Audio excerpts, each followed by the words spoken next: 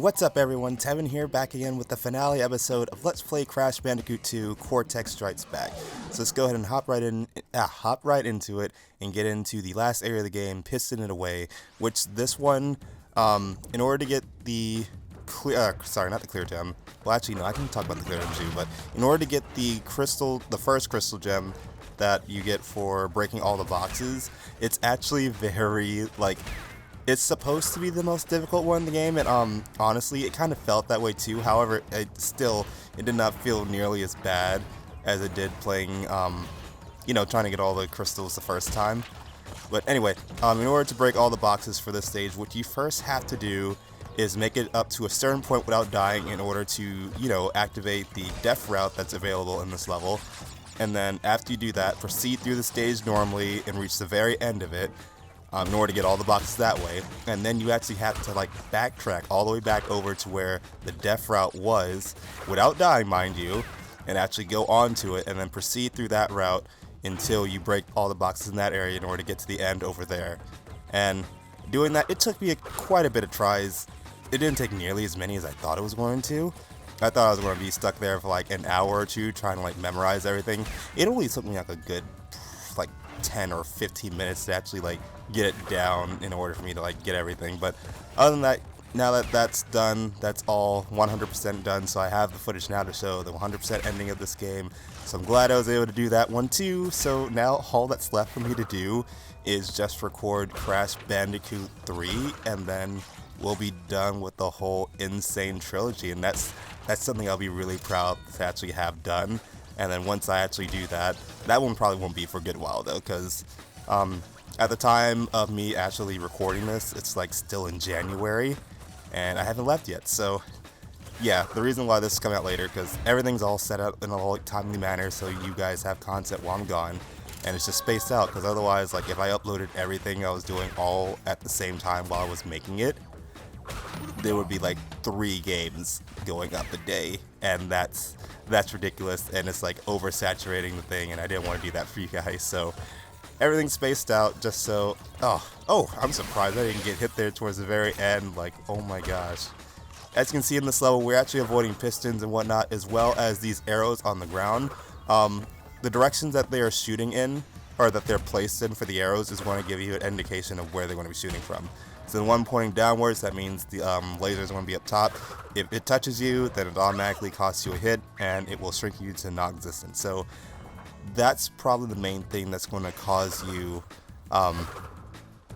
difficulties when it comes to trying to get through the level without dying, especially around this part, because that's such a long jump to make.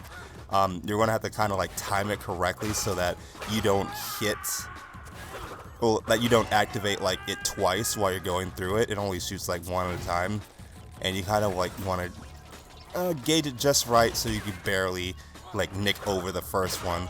And of course, these guys, I come back with the lap assistance. However, the first time we encountered them, that particular type of energy that used the shields, they were back on the Wumpa Islands with Papu's men. But now the assistants have taken a page from their book and they're copying them. But that won't do, because we'll still get through them. So anyway, we're mostly through this level now. It's not that bad as long as you're not trying to 100% everything. Another one that didn't nearly take as much time as I thought it would be was getting the I was right at the end too when I got hit there. Anyway, the other level that I thought wasn't going to take that much, or that I did think was going to take a little bit more time, was the the colored gem path that you get in a level that is further. I think it's the 5th one for this level, for this area. Sorry, that has you do basically a entire alternate pathway based on the 5 colored gems that you got from this game. Because the first time I did that, the first 2 areas were really causing me trouble, and I honestly thought it was going to be a whole chore to get through. But after a little bit more practice, it was definitely doable. So that's the main thing with me going into these games, these types of games. I always think the 100% is going to be so daunting that I won't be able to do it and whatnot, and kind of psych myself out of doing it. But after you actually take the time to actually practice and whatnot, and gradually get better and better, it's not that hard to accomplish. So Rocket, this is going to be the third final new type of level that we go across into, which is going to be a Crash-specific one. It has to do with us flying through zero gravity area using the jetpack, and like you saw too, it's Crash only, so Coco unfortunately can't do this. And this, there's only another level like this in the game too, so it's going to be later on in here too. So it's only these two particular ones we have to go through, and getting the crates in this one is very simple. The only caveat is for like the second jetpack level. The main thing what you really want to keep an eye out for too is always check the upper area as well when you're going through areas that have like the large doorways. Because sometimes I figured this out the hard way when I was doing it the first time trying to collect all the boxes. I missed one. It's because one of the boxes was like all the way up there and like you can barely see it. So keep that in mind when you're going into the second jetpack level. And I did bring this up back in the first or second video when I was rambling about how, actually no, it wasn't that. Actually no, it was in one of those videos because I was talking about seeing returning enemies from the first game into this one, and we are going to be seeing that enemy again, like literally right through this door. So if you guys remember in Crash Bandicoot 1 in the lab area, was it? Yeah, it was exactly it. It was the lab area. There was a lab assistant that used shock gloves in order to shock you from proceeding through. In order to get through him, you have to wait for the electricity to go off in his gloves, and then, you know, spin into him a bunch of times until he falls off the edge of the cliff to his doom. And this enemy is literally that one again. He's back again, but this time he has some, you know, cybernetics onto him as well due to like us beating him so badly, I guess. It caused him to need reconstructive surgery or whatever.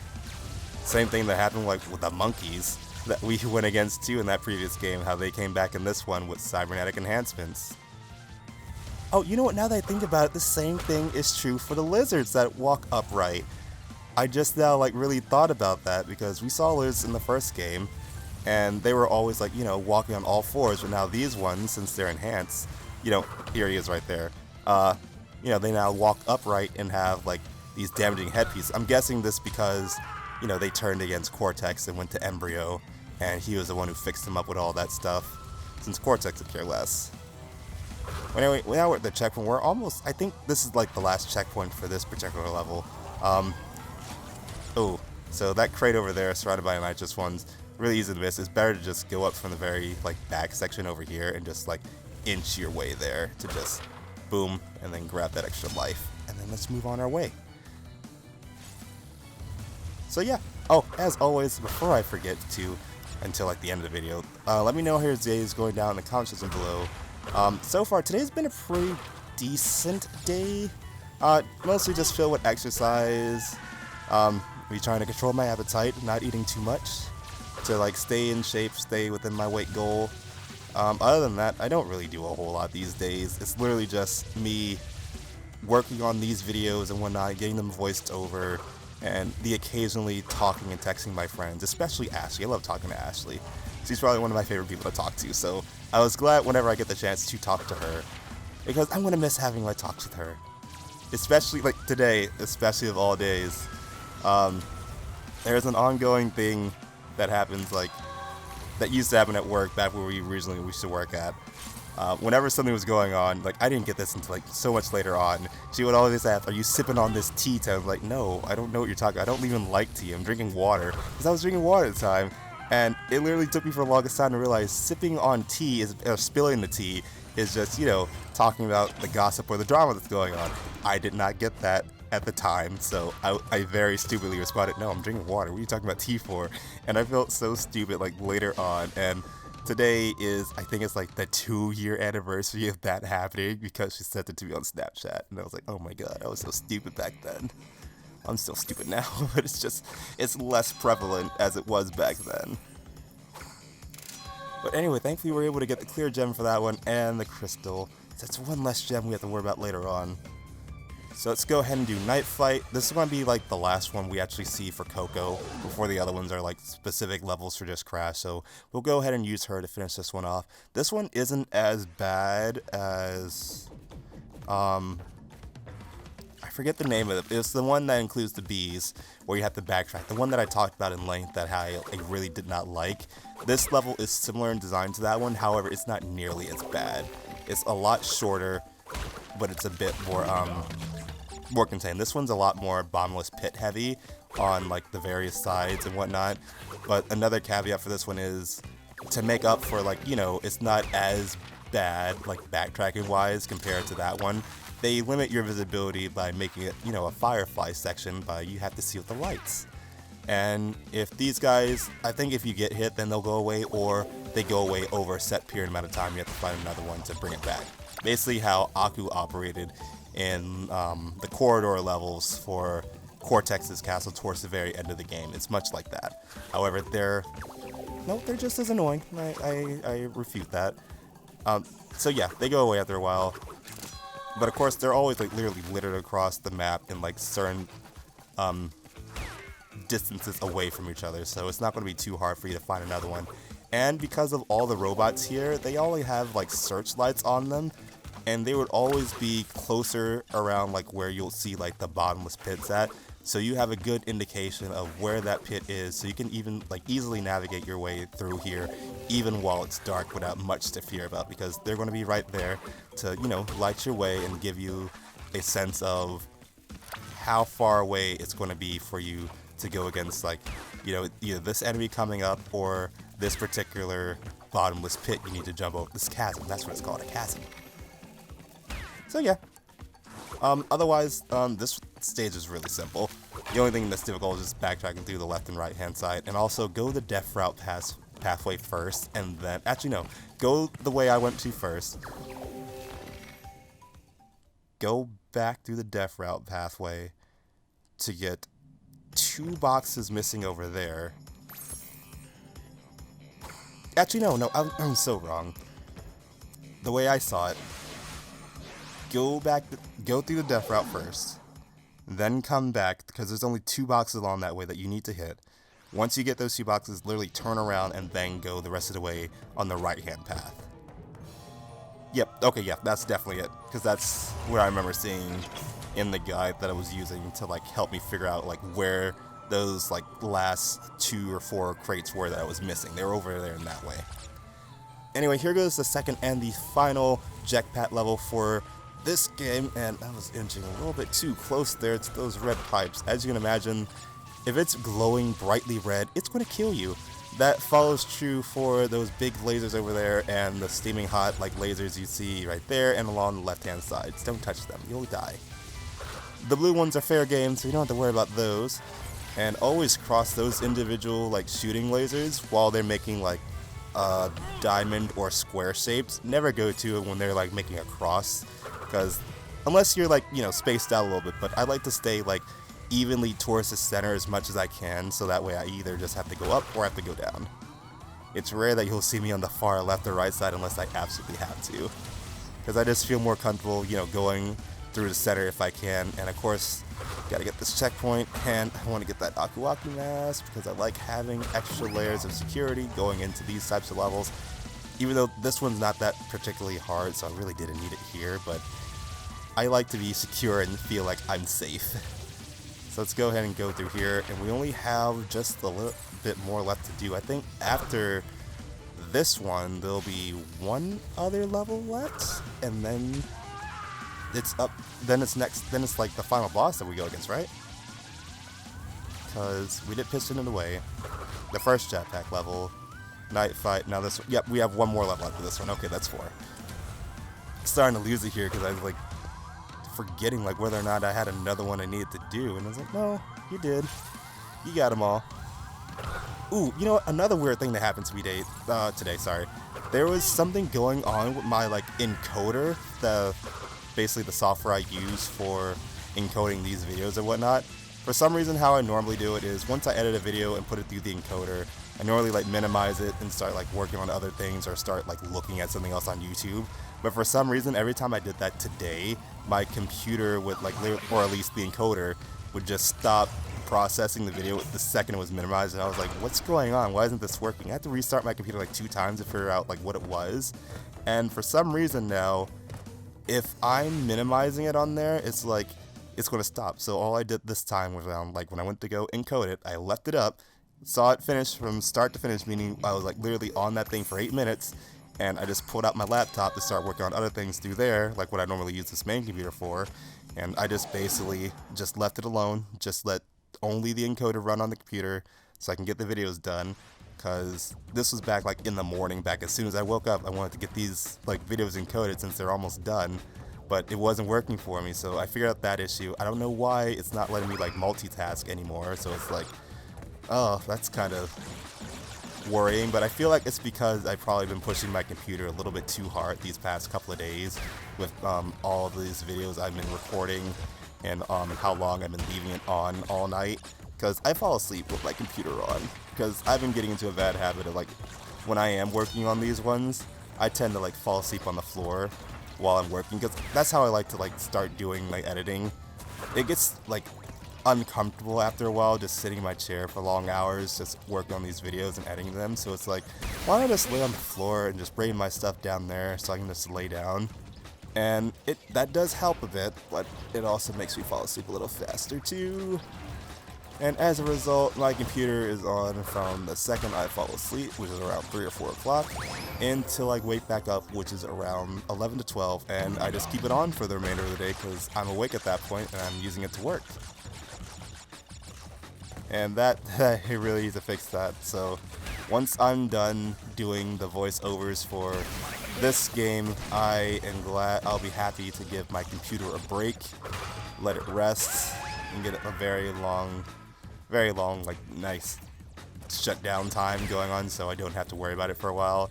And finally, I get to play like the games I want to play. Not like I don't like playing this, it's like I don't like playing this for like long hours repeatedly and just to like grab all this extra footage. I can't believe I dashed more times than I needed to. I was so in a hurry to get that one done.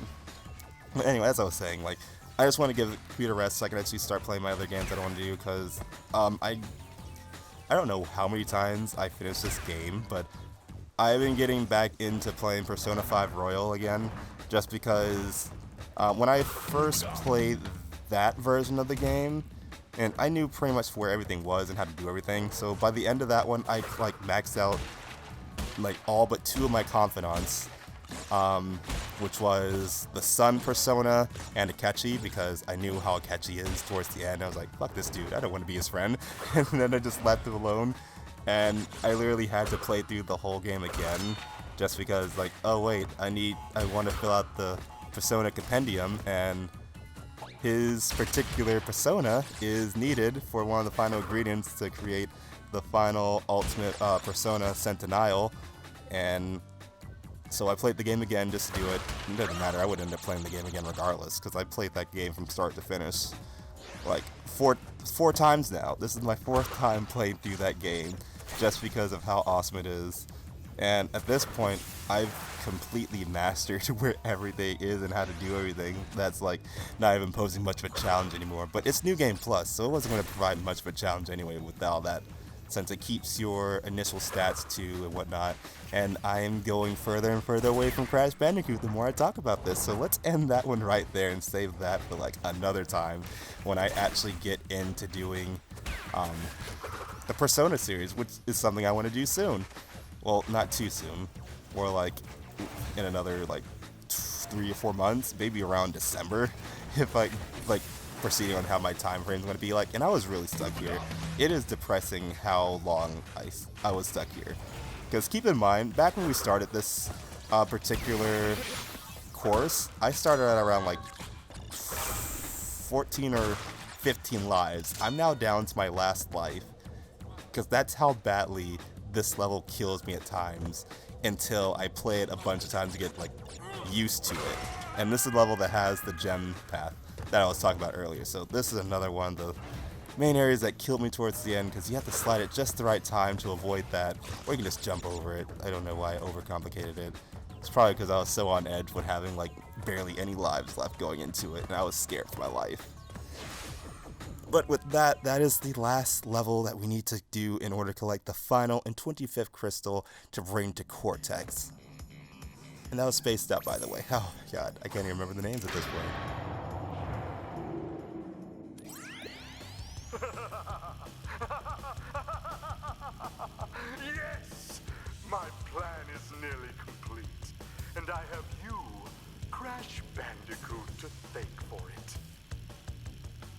Engine, what's happening? What's that? Is she stealing our signal? Crash, Cortex isn't gonna use the crystals to contain the planet's energy. He's gonna harness the force and use it to power the Super Cortex Vortex he's built on his space station. One blast and the ray will cover the entire world, turning everyone into Cortex's mindless slaves. Crash, don't let him have those crystals! Engine, you fool! She's telling him everything!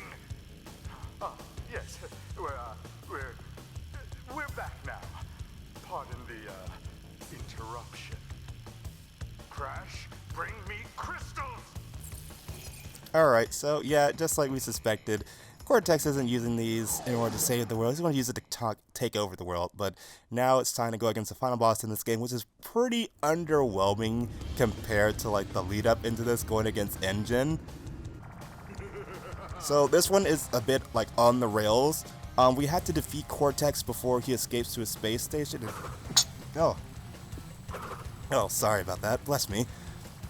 Basically what we want to do is navigate our way through the asteroid field, and I'm about to sneeze again. Oh my gosh, why? Oh, I hate allergies. Basically, we want to navigate through here. I feel it coming again. I know it. It feels like I stop. Oh, that's annoying. Oh, I might have to cut those out. No, anyway, as I was saying, hopefully without getting interrupted this time, you want to navigate all this debris in outer space as we chase Cortex. Once you get close to him, that you'll be able to hit him, he'll start like emoting a bunch of red stuff over his head, and that's going to be your cue to spin in to attack him. And we want to do that 3 times before we finish him off. And if we do not hit him in time before he reaches the space station, then it's a game over. You don't have to worry about getting hit by the asteroids or the other stuff. If you hit them, it just slows you down a little bit and like knocks you back. So otherwise it's not that hard. Actually, I think I almost like failed it here because I think it was almost at the end. But with that is the end of Crash Bandicoot 2, Cortex Strikes Back. You haven't seen the last of me, Crash Bandicoot.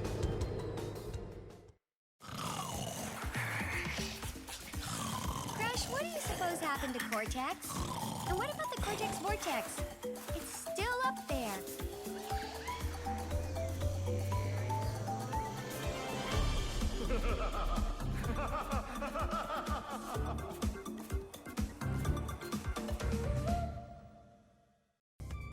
And here goes the final stats for the end of the game. Since I already showed the credits at the end of the last one, I just decided to like just skip it and do this one. So here are all the individual stats for my gameplay throughout this entire journey, as well as per individual episode. So that's going to be it. All you guys left to do is look forward for more bonus videos. So thank you guys for watching this episode of Let's Play Crash Bandicoot 2, and I will see you guys in the next one. So until then, take care everyone.